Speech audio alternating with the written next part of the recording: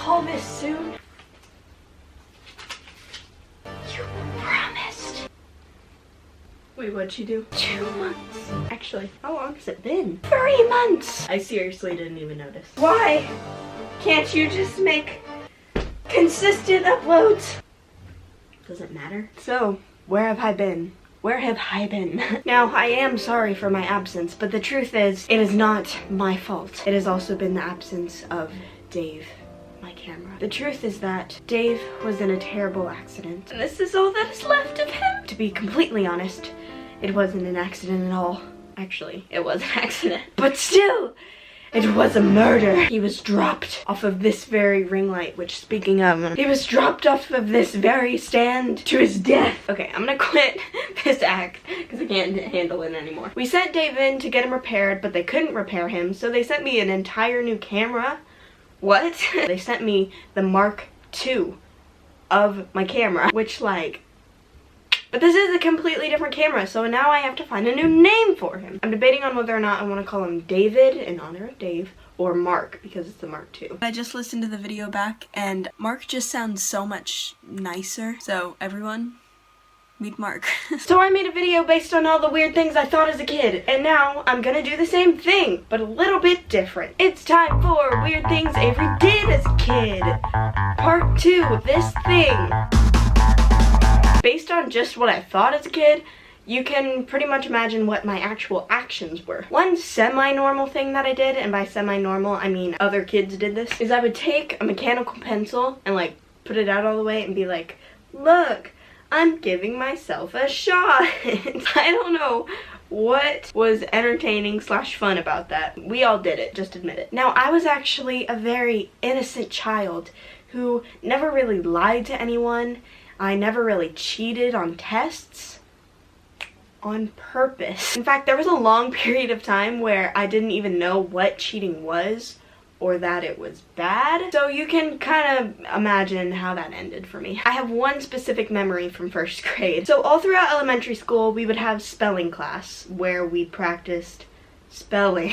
So once a week we were given a new list of words that we were supposed to memorize, and we would also practice spelling them out in class. And then at the end of the week we would have a test on all the words to see if we remembered how to spell them. But I remember one time my mom went on, I think it was our school website, and she printed out the list of words that I was supposed to remember for that week. But it just didn't like click in my brain that I was just supposed to like read it and remember it. So I brought the list to school, and then right before we started the test, I took the list out and just started copying the entire thing. And I even like turned to my classmates and was like, I'm gonna do so well on this test, yes! And one of my friends told the teacher, and I got in trouble for cheating. But I didn't know I was cheating. I was just excited to do well on this test. There was another time, also in 1st grade, where I'm pretty sure I knew that I was technically cheating. So, especially in 1st grade, we had these certain days where we would dress up depending on what the theme was, and we would just kind of have like a party like all day. It was amazing. This one particular day was Egyptian Day. So the teacher had printed out multiple copies of this image basically and given it to us students to look at and draw. But even since 1st grade, I've kind of had this reputation of the art person and the person who's supposed to be good at drawing, and I was very intimidated by this picture. I knew that I couldn't just draw this and have it look like the picture, and I was not about to destroy that reputation I had built up.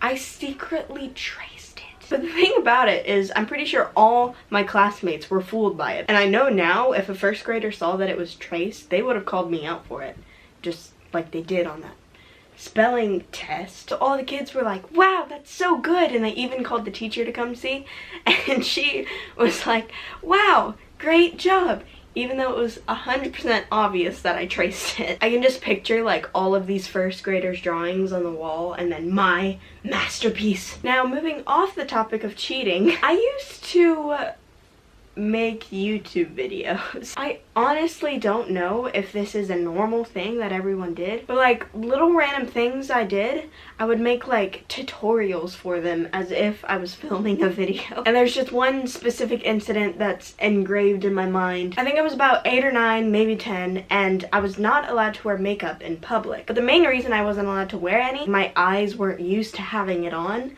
so it would always like bother me. And if my mom was like, stop putting it on. So one day I decided I was gonna try to sneak past my mom and wear makeup anyway.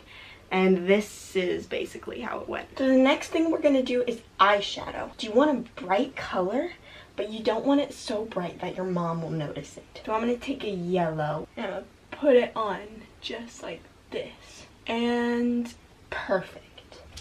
Avery, take that makeup off. Dang it. This is your daily reminder to stay hydrated. I filmed this video a while ago, but I thought of something that I liked better than what I actually talked about before. Context! So it was towards the end of the year in 6th grade, which that summer was actually the first time I dyed my hair. So during the end of school, I was thinking about it. I was ready. I don't remember how this came about. I don't know who did this first or who thought this was a good idea. Well, we all thought it was a good idea. It was not a good idea. But since I guess we all wanted colored hair, but we couldn't technically dye it till summer, we found a way. We found a temporary shortcut, which really, thinking about it, does not seem temporary. We took Sharpies and we colored in our hair like a coloring book. We would go as far as like from here down in Sharpie. I don't know what we were thinking. Don't do that. That has to be terrible for your hair. Maybe it's not, I don't know, but it doesn't last. So if you want to color your hair, just go get hair dye. So anyway, that's all I gotta say. Crap, what's my outro? It's been so long since I've recorded. So thank you guys so much for watching. I hope you enjoyed this video. And yeah, if you want to watch the other 2 videos like this, make sure to check the description to see if I ever end up making the last one. I did already make the first one, so that'll definitely be in the description, but I'm not making any more promises. Thank you for watching and being patient with my soul. Goodbye.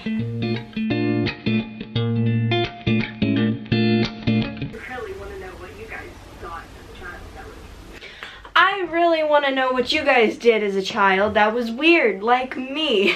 Ew. How could I just accidentally turn to this? I'm so upset about that. Juteuse. La pomme est juteuse.